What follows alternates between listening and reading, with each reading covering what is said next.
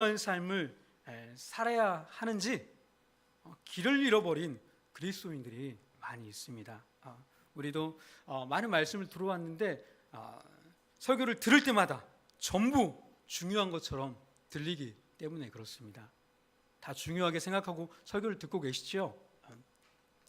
다 중요한 건 맞습니다. 왜냐하면 하나님의 말씀이기 때문입니다. 그런데 그리스도인의 신앙생활은 지향점이 있다는 것을 기억해야 합니다. 이 지향점을 잃어버리면 신앙의 방향을 잃어버리고 입만무성한 가지가 되기 쉽습니다. 그러므로 우리가 신앙생활에서 이 지향점을 찾고 그 삶을 살아가는 것은 매우 중요합니다. 그리고 그 방향을 잘 맞추어 살아갈 때 자연스럽게 그에 따른 열매를 맺어가는 것입니다.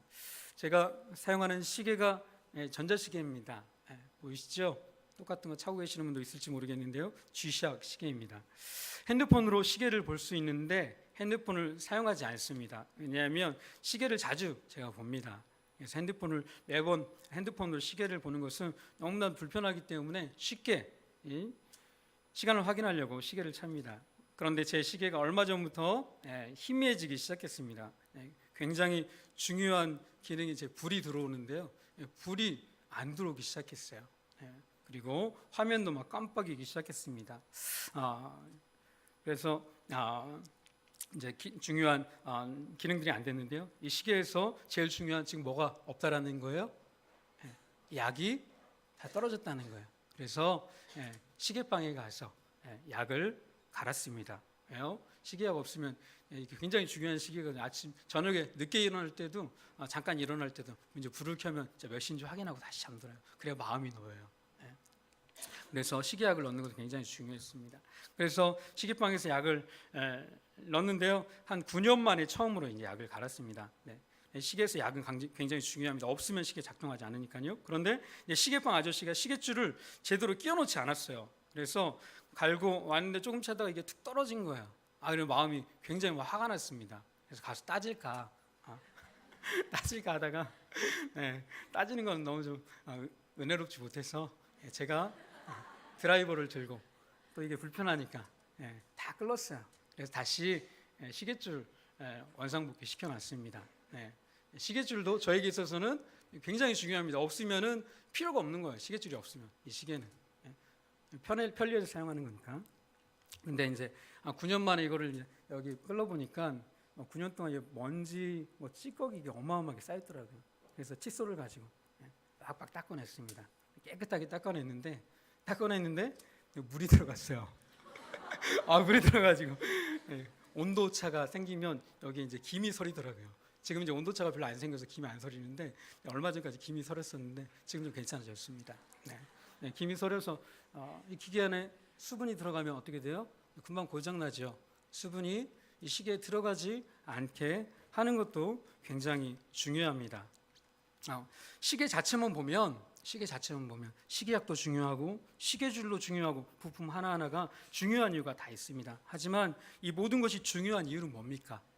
저에게 있어서 이 시계가 중요한 이유, 그 부품 하나가 중요했고 시계줄 하나가 중요했고 약 하나가 중요했던 이유는 이 시계가 나의 중요한 시간을 확인하고 시간을 제대로 사용할 수 있게 도와주기 때문에 이 시계 부품 하나하나가 저에게 있어서는 중요했던 것입니다.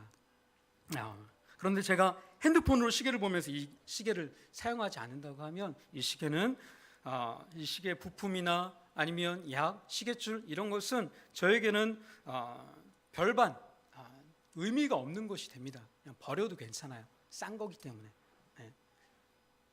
이 시계가 자체로 약도 중요하고 또 이 시계줄도 다 중요하지만 나에게 진짜 필요가 없다면 그건 중요한 건 저에게 아무런 의미가 없다는 것입니다. 이와 마찬가지로 신앙도 그렇습니다. 신앙의 기초를 우리가 배웠습니다. 예배를 최우선하는 것, 또 성경 읽기, 또 하나님과 동행하는 삶, 예수님을 알게 하는 삶, 또 복음으로 사는 것도 굉장히 중요합니다. 이것은 신앙생활의 시작부터 마지막까지 계속해서 우리가 중요하게 여기고 행해야 할 것입니다. 그런데 왜 하나님이 이러한 것이 중요하다라고 하실까요? 그리고 하나님은 이러한 신앙의 기초를 통해서 진짜 우리에게 원하셨던 삶은 무엇일까요? 하나님은 우리의 신앙생활을 통해서 우리의 삶에 이루기를 원하셨던 그것은 무엇일까요? 하나님이 바라보시는 우리의 삶 속에서 가장 중요했던 것 말입니다. 아무리 예배를 많이 드리고 성경을 많이 읽고 하나님과 일평생 동행하는 삶을 살아가고 또 하나님을 알게 하고 또 복음으로 살아도 그것 한 가지가 빠지면 별 의미가 없어지는 것. 그게 뭘까요? 그것이 사랑입니다. 우리가 예배당을 짓고 기초를 쌓았습니다. 예배당 우리 터 가보신 분은 아시겠지만 이제 한 300여 개의 기초석을 깊이 땅으로 박아놨습니다. 그리고 땅을 한 6, 7m 정도 되는 것 같아요. 포크레인이 그 아래로 아예 들어가서 파냈어요. 그래서 지금 예배당에 기초를 잘 세웠는데 왜 이 예배당에 기초가 중요합니까? 이 건물만 생각한다면 기초가 잘 세워져서 성전이 높이 올라가도 무너지지 않게 하는데 중요할 것입니다. 그런데 하나님이 건물을 바라보셨다면 아마 그러실 거예요. 그런데 하나님께서 기초를 세우실 때 그 건물의 중요성을 바라보셨을까요?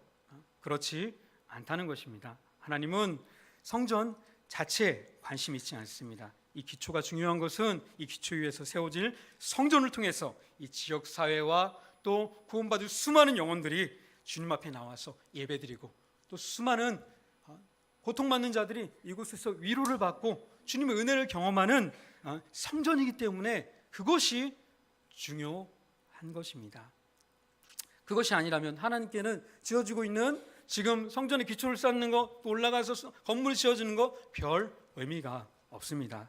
우리 신앙도 마찬가지입니다. 사랑이 아닌 중요하게 여기는 그 어떠한 신앙의 기초를 번듯하게 세우고 그 가운데서 은혜를 누리고 또 큰 은사와 축복을 경험한다고 해도 사랑이 없으면 하나님 앞에서는 아무것도 아닌 것입니다. 고린도전서 13장 1절 2절 말씀이 이렇게 말씀하고 있습니다. 천천히 읽어드리겠습니다. 내가 사람의 방언과 천사의 말을 할지라도 사랑이 없으면 소리나는 구리와 울리는 꽹과리가 되고 내가 예언하는 능력이 있어 모든 비밀과 모든 지식을 알고 또 산을 옮길 만한 모든 믿음이 있을지라도 사랑이 없으면 내가 아무것도 아니요.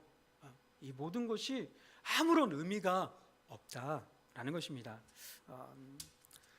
아이들이 다니는 유치원에서 밥을 먹는데 아이들이 밥을 늦게 먹어요. 그래서 선생님이 1등 먹는 아이에게는 맛있는 걸 준다고 해요. 사탕을 주는 것 같아요. 근데 아이가 와서 저에게 묻습니다. 아빠, 1등하는 게 좋은 거죠? 자기는 1등을 한 번도 해본 적이 없어요. 제일 지금 높이 올라간 등수가 4등까지 해봤습니다. 4등까지. 한 번도 1등 난 적이 없는데 그게 부러웠던 모양이에요. 그래서 1등 나면 좋은 거죠? 아이가 저에게 물었습니다. 제가 이렇게 얘기했어요. 네가 1등 나도 거기서 자랑한다면 꼴등 난 것보다 못한 거야. 네가 꼴등 나더라도 시기하지 않고 그 아이를 축하해 줄 수 있다면 꼴등 난 게 1등 한 것보다 더 잘한 거야. 하나님 앞에서 사랑이 빠진 우리의 삶은 아무런 의미가 없는 것입니다. 오늘 본문 보시면 새 계명에 대해서 예수님께서 이렇게 말씀을 해주십니다. 이 34절 말씀 같이 다시 한번 읽겠습니다. 시작. 새 계명을 너희에게 주노니 서로 사랑하라. 내가 너희를 사랑한 것 같이 너희도 서로 사랑하라. 아멘. 율법의 완성이신 예수님께서 사랑하라라고 말씀해 주셨습니다. 사랑하라라고 예수님께서 말씀하시고 또 바울 사도가 이야기했을 때는 그냥 많은 말씀 중에 하나 사랑해라라고 말하고 있지 않습니다. 이 성경에서 전체가 말하는 게 사랑이야라고 말을 하고 있어요. 그래서 이 성경 안에 수많은 우리가 지켜야 될 많은 말씀들이 있습니다. 신앙의 기초에 대한 모든 내용도 다 성경 안에서 여러분 발견하셨죠? 성경 안에서 다 발견되었는데 그 부분만을 말하는 게 아니라 이 성경 전체가 너에게 말하는 게 이거야. 그게 무엇입니까? 서로 사랑하라 라는 것입니다. 예수님께서 마태복음 5장 17절 말씀에 이렇게 말씀하셨습니다. 내가 율법이나 선지자를 피하러 온 줄로 생각하지 말라. 피하러 온 것이 아니요 완전하게 하려 함이라. 이 성경에 나온 모든 율법, 우리에게 명하는 모든 율법, 그리고 선지자들이 우리에게 얘기했던 모든 하나님의 말씀, 그것을 내가 폐하러 온 게 아니라 완성시키러 왔어. 예수님께서 그렇게 말씀하시면서 로마서 3장 8절부터 10절까지의 말씀 성경 찾아서 한번 읽어보시겠습니다. 로마서 13장 8절부터 10절까지 말씀입니다. 천천히 찾으세요. 13장 8절.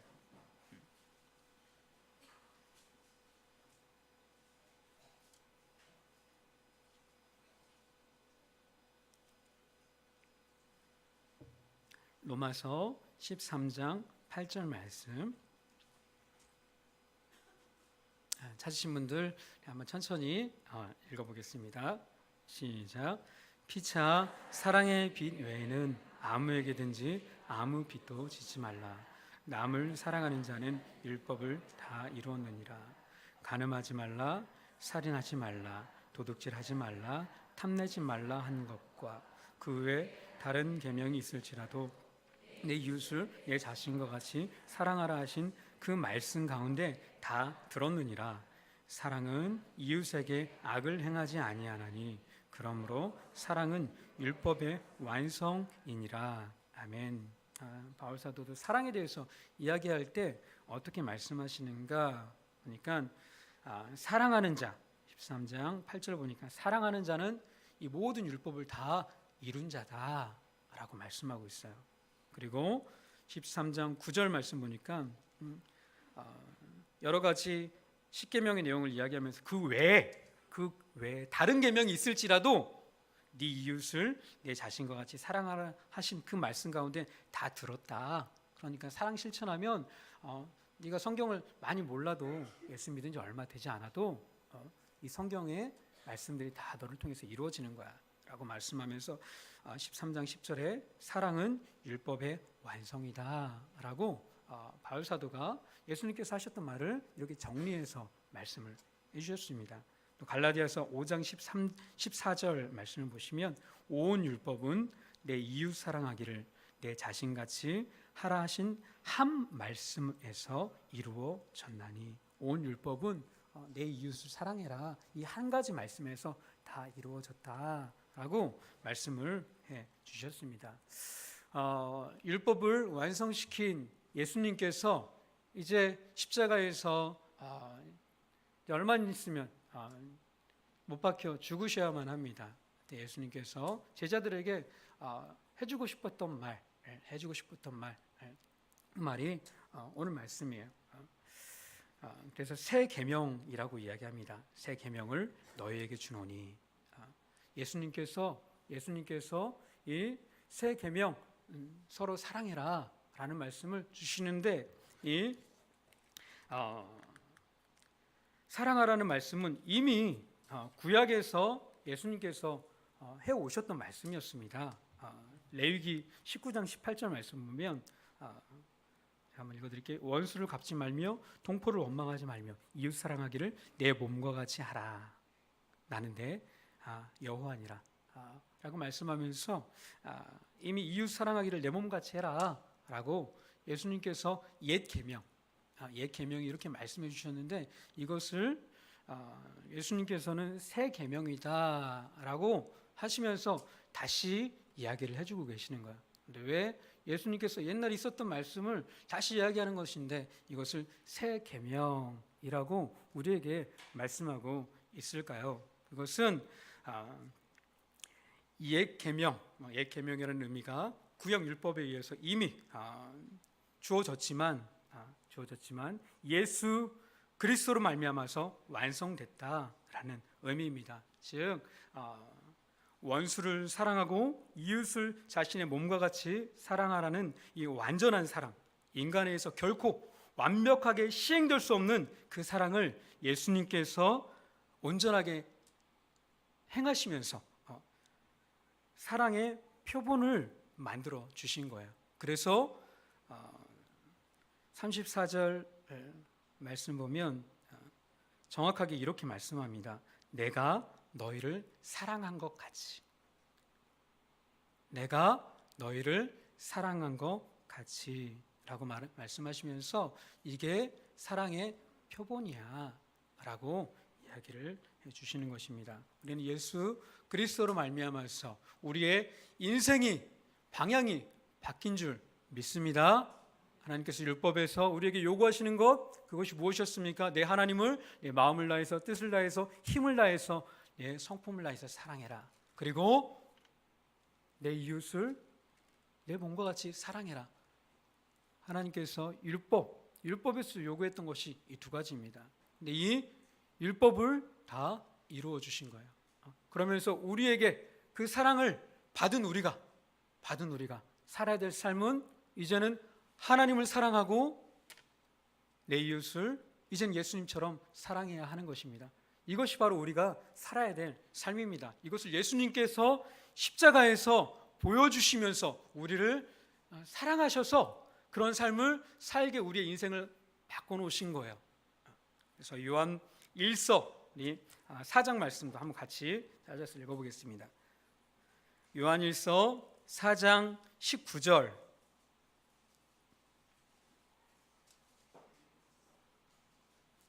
요한 1서 4장 19절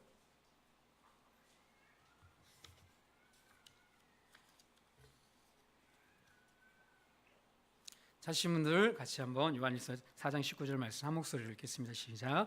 우리가 사랑함은 그가 먼저 우리를 사랑하셨습니다. 우리가 하나님을 사랑하게 됐어요. 사랑하게 됐어요. 그 이유는 무엇이냐면 하나님께서 너무도 큰 사랑을 우리에게 예수 그리스도로 말미암아서 베풀어 주셔서 이제는 그 사랑을 받아가지고 우리가 하나님을 사랑하지 않을 수가 없게 된 거예요. 너무도 큰 사랑을 받아서. 그래서 하나님 우리를 사랑하게 하셨습니다. 그리고 하나님을 진짜 사랑하는 사람은 내 이웃을 당연히 사랑하게 될 거야 라고 요한일서가 우리에게 증거해 주고 있어요. 그래서 예수님을 믿을 때 우리의 인생의 방향이 바뀌어진 것입니다. 하나님을 사랑하는 인생으로, 또 하나님께서 사랑하셨던 수많은 형제자매들을, 또 세상을 사랑하는 인생으로 우리 인생을 하나님께서 바꾸어 놓으셨습니다. 그리고 예수 그리스도로 말미암아서 우리가 사랑하는 능력까지 다 얻게 되었어요. 그래서 우리 사랑하라라는 말씀 지난번 나눌 때 하나님께서 우리를 사랑하게 하셨다. 내 힘으로 사랑하는 게 아니다. 성령으로 말미암아 우리의 마음 가운데 사랑을 부어주셨다라고 말씀드렸습니다. 그래서 예수 그리스도의 십자가를 바라볼 때 성령님께서 우리 마음 가운데 예수님 우리를 얼마나 사랑했는지 깨닫게 하시고 느끼게 하시고 우리 마음에 예수님의 사랑을 계속해서 부어주시는 거예요. 그래서 로마서 5장 5절에 이렇게 이야기하고 있습니다. 로마서 5장 5절에 우리의 소망이 우리를 부끄럽게 아니함은 하나님의 사랑이 우리의 마음 가운데 성령으로 말미암아 부은 바 됨이니라고 말씀하면서 예수님께서 우리가 사랑할 수 없는 자들이었는데 사랑할 능력까지 다 허락해 주셔서 율법을 온전하게 지킬 수 있게 하신 것입니다. 그래서 이 계명은 똑같은 사랑하라라는 말이지만 질이 다른, 종류가 다른 말씀인 거예요. 예수님께서 온전한 표본을 보여주시고 그리고 우리의 인생의 방향을 하나님 사랑과 이웃 사랑으로 우리 인생의 방향을 돌려놓고 또 그 삶을 살아가고자 하는 모든 사람이 사랑할 수 있게 하신 그 사랑입니다. 그 사랑을 예수님께서 이미 다 이루어 놓으시고 새 계명을 너에게 주노니 이제 내가 너희를 사랑한 것처럼 너희도 서로 사랑해라 라고 말씀을 하는 것입니다. 그래서 우리가 배웠던 모든 신앙의 기초는 이 사랑의 열매를 맺는 것에 초점이 맞추어져 있습니다. 신앙의 기초는 그것 자체가 시작이고 끝입니다. 그리고 목적입니다. 그것을 잘하면 우리는 반드시 삶 가운데 사랑의 열매를 맺게 되어 있습니다. 예배가 우리는 최우선이라고 배웠습니다. 이 예배를 잘 드리는 사람은 반드시 사랑의 열매를 맺게 되어 있습니다. 이 예배가 무엇입니까? 예배는 예수님을 통해서 행하신 그 독자들까지 내어주시면서 사랑하신 그 놀라우신 사랑을 우리가 높여드리는 거예요. 자랑하는 거예요. 하나님 최고입니다. 하나님 최고입니다의 우리의 최고 고백은 뭔지 아십니까? 하나님 최고입니다. 하나님 진짜 영광 돌립니다. 이곳의 최고의 고백 뭐예요? 하나님 사랑합니다. 이게 우리가 예배 때 드릴 수 있는, 하나님 앞에 드릴 수 있는 최고의 고백입니다. 하나님의 은혜에 감사해서 이제는 하나님을 사랑합니다. 말씀 준비하면서 이런 예가 뭐가 있을까 생각하는데 이전 서태지 아이들이 생각이 났어요. 서태지 아이들의 열광했던 팬들은 그 콘서트장에서 TV로나 아니면 직접 가신 분도 있을지 모르겠습니다. 들어가는데 너무 열광해가지고 거기서 부상자도 생기고 그랬습니다. 그 열광의 최고봉은 뭔지 아십니까? 가수를 사랑하는 것까지 가는 거예요. 이 예배를 우리가 온전히 하나님 앞에 드리는 자, 하나님을 최우선해서 예배를 바로 드리는 사람은 하나님을 사랑합니다. 그 주님의 은혜를 우리가 이 예배를 통해 다시 기억하고 우리가 하나님에 대한 사랑을 다시 고백하게 된다는 거예요. 그 사랑으로 말미암아서 다시 우리가 해야 될, 우리가 살아야 될 삶이 무엇인지를 알고 세상 가운데서 사랑하는 삶을 살아가는 것, 그것이 우리의 삶 속에서의 예배인 것입니다. 성경을 읽고 그리고 묵상하자고 했습니다. 성경을 주신 목적이 무엇인 줄 아십니까? 명확하게 우리에게 말씀하고 있습니다. 이것은 같이 찾아서 성경 말씀을 통해서 확인합시다. 디모데후서 3장 15절부터 17절까지 말씀입니다. 잘 아시는 말씀이지만 모르는 사람들을 위해서 함께 마음을 새기는 의미로 다시 디모데후서 3장 15절부터 17절까지 말씀입니다. 같이 한번 천천히 읽도록 하겠습니다.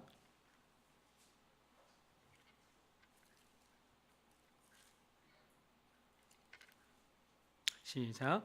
또 어려서부터 성경을 알았나니 성경은 능히 너로 그리스도 예수 안에 있는 믿음으로 말미암아 구원에 이르는 지혜가 있게 하느니라.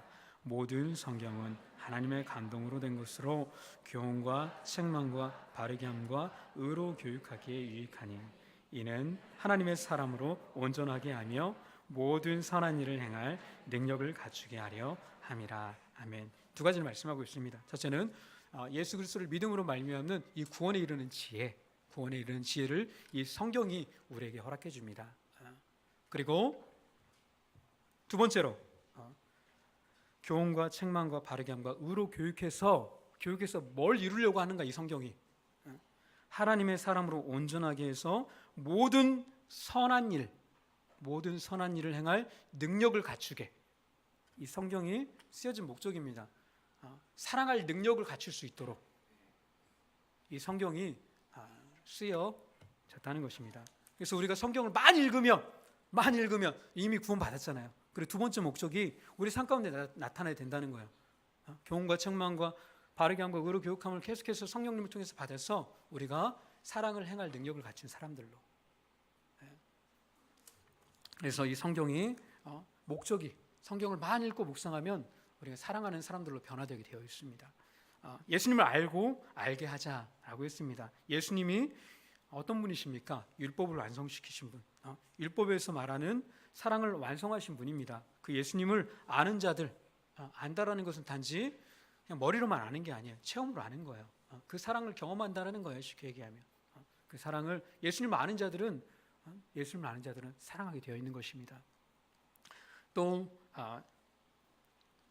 복음으로 살아가는 삶 또한 마찬가지입니다. 복음이 무엇입니까? 복된 소식이 뭐예요? 우리에게 복된 소식, 하나님이 우리를 사랑하신다. 복음으로 삽시다 할 때 담임 목사님께서 말씀해 주신 첫 번째 복음은 뭐냐? 하나님이 우리를 사랑하신다. 이게 복된 소식이라고 했잖아요. 그리고 예수님이 구세주다, 우리의 주님이다. 이 세 가지를 말씀하셨는데 핵심은 하나님 우리를 사랑하신다. 복음으로 산다라는 것은 하나님의 사랑을 늘 경험하면서 살아간다라는 거예요. 그 사랑으로 오늘 하루 내가 사랑을 공급받아서 다른 사람을 사랑하는 삶을 살아간다라는 것입니다. 하나님과 동행하는 삶 또한 마찬가지입니다. 사랑의 하나님과 함께 늘 동행하면 어떻게 되겠습니까? 사랑의 하나님을 닮아가게 되어 있어요. 지금 닮으신 분들이 부부 가운데도 많이 있습니다. 우리 교회에는 제가 볼 때요 정말 많아요. 보면은 남매 같은 분들이 많이 있습니다. 지금 잘 동행하고 있는 겁니다. 그래서 서로 닮아가고 있는 거예요. 예수님과 하나님과 동행하면 우리는 사랑의 열매를 반드시 맺게 되어 있어요. 예수님의 그 사랑을 닮아가게 되어 있습니다. 이 신앙의 모든 기초는 다 사랑으로 초점 맞춰지고 있다라는 것입니다. 그래서 우리의 이 신앙의 기초, 우리의 신앙생활을 통하여서 우리가 맺어야 될 그 열매는 무엇인가? 뭐라고요? 사랑이다라는 것을 다 마음속에 다시 한번 기억하시고, 신앙에 혹시 방향을 잃어버리신 분이 있다면 여러 가지 말씀을 들었는데 나는 이게 좀 부족해, 난 저게 좀 부족한 것 같아, 난 이것에 더 신경 써야겠어. 신경 쓰는 건 맞습니다. 하지만 그 가운데서 우리가 맺어야 될 열매는 늘 우리의 삶 속에 사랑이다라는 것을 저와 여러분들이 기억하시고, 신앙의 방향을 잃었을 때 나의 삶은 늘 사랑하는 삶이 될 수 있도록 노력하시길 바랍니다. 자, 마지막으로 하나 더 나누고 싶은 게 있습니다. 다음번에 말씀 나눌 기회가 있다면 내가 너희를 사랑한 것 같이 어떻게 사랑하셨는지를 나눌 겁니다. 근데 거기까지는 오늘 나누지는 못하고요. 대상에 대해서 나누고 싶어요. 사랑에는 대상에 한계가 없습니다. 그런데 구약에서는 한계가 있었죠. 이웃이라는 한계가 있었습니다.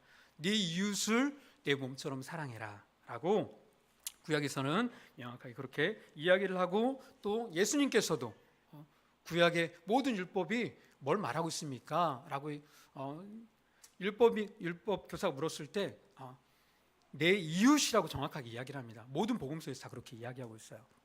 그런데 이것을 물었던 율법 교사가 이 말씀대로 살고 싶었어요. 굉장히 훌륭한 율법 교사였습니다. 그래서 예수님께 묻습니다. 그러면 이웃이 누굽니까? 이웃 질문을 한 거예요. 이웃이 누구죠? 우리의 이웃은 누구입니까? 적어도 이스라엘에서는 동족들이 이웃이에요. 이웃이라는 개념은 내가 생계를 책임져 줄 수 있는 사람인 거예요. 그들에게 있어서 이웃은. 주변에 있는 동족들이 다 그러한 대상이었습니다. 그런데 예수님께서 이 이웃의 개념을 바꿔주셨어요.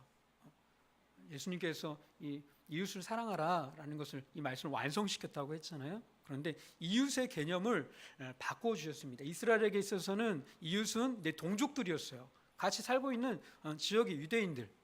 그래서 이스라엘 사람들은 사마리아인들 왕따시켰죠.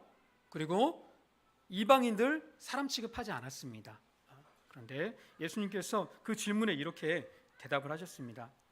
나중에 한번 찾아보시기 바랍니다. 제가 말로만 설명드리겠습니다. 누가복음 10장 27절부터 37절까지 말씀 보시면 강도 만난 자의 비유 얘기를 합니다. 율법 교사가 이렇게 물어봐요. 그러면 내 이웃은 누굽니까?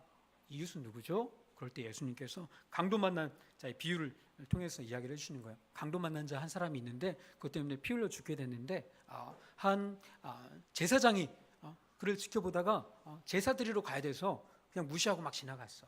또 레인도 그걸 보고 그냥 지나갔어. 그런데 사마리아인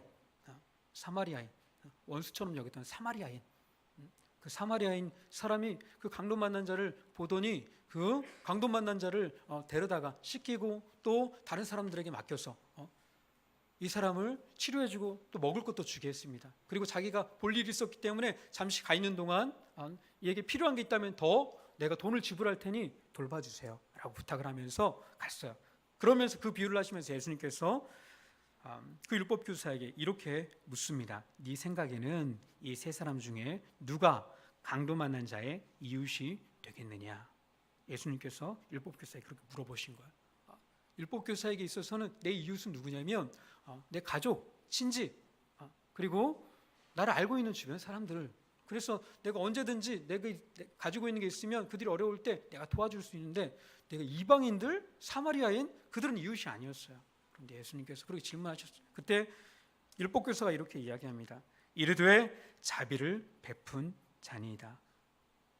예수께서 이르시되 가서 너도 이와 같이 하라 하시니라. 예수님께서 이웃의 개념을 바꿔주셨습니다. 이웃은 누구냐면 자기 동족만이 아니에요. 가족만이 아닙니다. 우리 교회 안에 있는 사람만이 아니에요. 내가 알고 있는 사람만이 아니에요. 내가 알고 있는 사람을 넘어서 그 밖에 있는 모든 사람이 다 내 이웃이 되었습니다. 그것은 하나님께서 이 땅을 구원하시고자 하시는 하나님의 구원 계획 속에 이미 계획되어져 있었던 내용입니다. 그래서 하나님께서 이스라엘 백성들을 택하셔서 이스라엘 백성을 하나님의 나라로 삼으시는데, 그 이스라엘이 제사장 나라가 되게 하셔서 열방을 섬기게 하셨습니다. 그게 출애굽기, 이스라엘 백성들을 출애굽하고 난 이후에 시내산에서 하나님께서 이스라엘 백성들에게 하나님이 가지고 있었던 마스터 플랜을 그렇게 얘기해 주신 거예요. 내가 너희를 제사장 나라로 삼을 거야. 그래서 내가 이방을 섬기게 할 거야.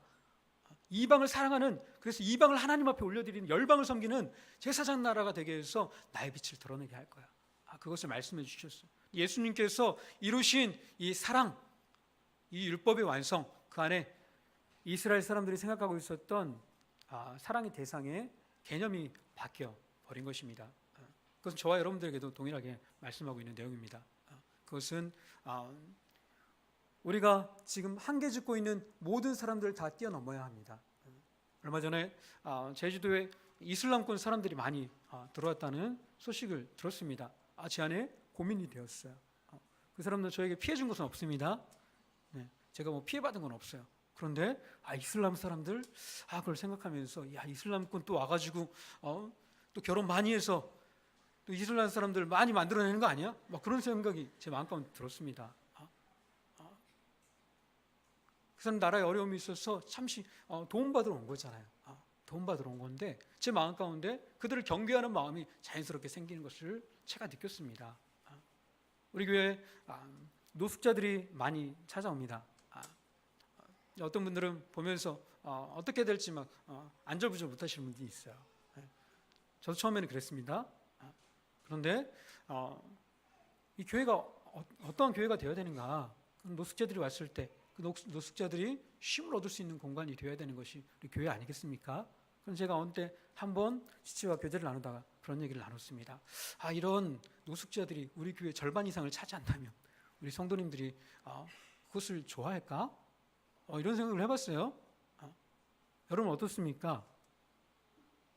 적어도 저희 교회 다니는 성도님들은 굉장히 훌륭하신 분들이 많이 계시다고 저는 그렇게 알고 있습니다. 제가 만나시면 다 그런 분들이에요. 사회적으로도 또 경제적으로도 어느 정도 이제는 뭐 노숙자 생활을 하시는 분은 없는 걸로 알고 있습니다. 그런데 그런 분들이 내 옆자리에, 내 뒷자리에 앉아서 계속 냄새가 나. 이런 사람들이 많이 여기 교회에 찾아올 수도 있잖아요. 그래, 안 그래요? 그렇다면 우리 교회가 과연 그분들을 적극적으로 환영해서 받아들이고 그분들과 함께 예배드리고 또 그분들이 자립하는 삶을 살 수 있도록 섬길 수 있는 교회인가? 아니면 우리가 뭔가 다르기 때문에 저분들이 왜 우리 교회 하필은 온 거야? 이런 마음을 가질까? 예수님께서 이렇게 말씀하십니다. 원수를 사랑해라 라고 말씀하시면서 예수님께서 이렇게 말씀하셔요. 마태복음 5장 44절부터 46절까지 말씀인데요, 제가 천천히 읽어드릴게요. 나는 너에게 이르노니 너희 원수를 사랑하며 너희를 박해하는 자를 위하여 기도하라. 이같이 한즉 하늘에 계신 너희 아버지의 아들이 되리니 이는 하나님이 그 해를 악인과 선인에게 비추시며 비를 의로운 자와 불의한 자에게 내려 주심이라. 하나님이 뭘 하신다고? 악인과 선인에게도 다 공평하게 사랑을 베풀고 있어 라고 얘기하는 거예요. 그러면서 악인이랄지라도 어떻게 하라고요? 사랑해라 라고 말씀하는 거예요. 그리고 너희가 너희를 사랑하는 자를 사랑하면 무슨 상이 있으리요? 세리도 이같이 아니하느냐 라고 예수님께서 말씀합니다. 우리는 우리 마음에는 내 예수님을 사랑을 이미 알고 있습니다. 이미 받고 있고. 그런데 내 마음에 어느샌가 내 마음에 바리케이트, 장벽이 쳐져 있으면 저 사람은 사랑하지 못할 사람으로 규정짓고 있는 우리의 모습이 얼마나 많은지 저 모습을 통해서 발견을 합니다. 예수님께서 우리에게 다시 말씀해 주시는 것, 네 이웃이 누군지. 이웃은 모든 사람입니다. 타 종교권을 넘어서 또 나를 대적하는 사람이라 할지라도 내가 해야 될 것은 무엇이라고요? 내가 해야 될 것, 사랑이라는 거예요. 그리고 그 이후에 내 대적 심판하는 것은 하나님이 하실 일이에요. 그 외의 것은 하나님이 하실 일입니다. 그때 하나님께서 어떤 역사를 일으키시는가? 오늘 본문 말씀 35절 같이 한번 읽읍시다. 시작. 너희가 서로 사랑하면 이로써 모든 사람이 너희가 내 제자인 줄 알리라. 우리 한국교회가 어느샌가 기독교는 혐오의 종교처럼 여겨지는 교회가 되어버렸습니다. 기독교하면 가고 싶어. 교회하면 거기 가면 내가 위로받을 수 있지. 내가 사랑받을 수 있지. 이런 마음보다 교회 가면 교회는 부도덕한 사람들이 다니는 것처럼 여겨지는 어느샌가 사회가 되어버렸어요. 그 이유는 다른 것이 아닙니다. 다른 것이 아니라 이 교회가 나아가야 될 방향, 이 성경이 말하고 있는 것, 예수님께서 새 계명이라고 말씀하시면서 구약을 다시 재정리해서 이 성경을 전체를 재정리해서 말씀하셨던 그것, 아무리 우리가 신앙의 기초를 열심히 다 한다 해도 그것 하나가 빠지면 아무것도 아니게 되는 것, 그것을 잊어버리고 다른 것에 초점을 가지고 있었기 때문에 어느샌가 사회는 이 교회를 외면하는 그러한 상황이 되어 버린 것 아니겠습니까? 우리가 어디서부터 다시 회복해야 될 것인가? 우리가 다시 신앙의 방향을 다시 한번 회복해야 돼요. 신앙의 방향, 우리의 삶에 드러내야 될 것은 사랑, 우리가 행해야 될 것은 사랑이라는 것입니다. 그리고 그 사랑의 대상에는 한계가 없습니다. 우리가 장벽치고 있었던 모든 사랑의 한계를 뛰어넘을 때 세상은 우리가 예수님의 제자인 것을 알게 될 거예요. 세상은 하나님의 사랑을 발견하고 이 교회에서 소망을 찾게 될 것입니다. 우리가 아무리 좋은 말로 복음을 전하고 아무리 설득력 있게 복음을 전한다 할지라도 마음이 열리지 않으면 예수님이 들어갈 수가 없어요. 마음이 열리지 않으면 아무리 우리가 언변이 좋아도 마음이 열리지 않으면 들어갈 수가 없습니다. 그런데 하나님께서 우리에게 뭘 하라고 하시는 거예요?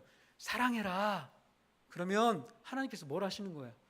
그들의 마음을 열어주시는 거예요. 그리고 하나님께서 믿게 하시는 겁니다. 우리가 설득시켜서 믿게 하는 게 아니라, 우리가 그들을 설득시켜서 교회로 나오게 하는 게 아니라, 그들을 설득시켜서 하나님의 자녀로 만드는 게 아니라, 우리가 사랑으로 섬길 때 그들의 마음의 문이 열리면 복음의 씨앗이 그 안에 들어가서 열매 맺게 될 때, 그때 한 영혼이 주님을 만나는 것 아니겠습니까? 우리가 어찌하든지 다시 우리의 신앙의 방향을 사랑으로 초점 맞추고 나아갑시다. 그리고 신앙의 사랑에서는 한계가 없다라는 것 아시고 우리의 대적까지도 사랑할 수 있는 그런 사랑의 실력을 갖춘 저와 여러분들이 됩시다. 그리고 다음 주에 나누게 될 거예요. 다음번에 예수님처럼 사랑하는 것이 무엇인지 좀 구체적으로 그런 삶까지도 살아갈 수 있기를 주님의 이름으로 축원합니다.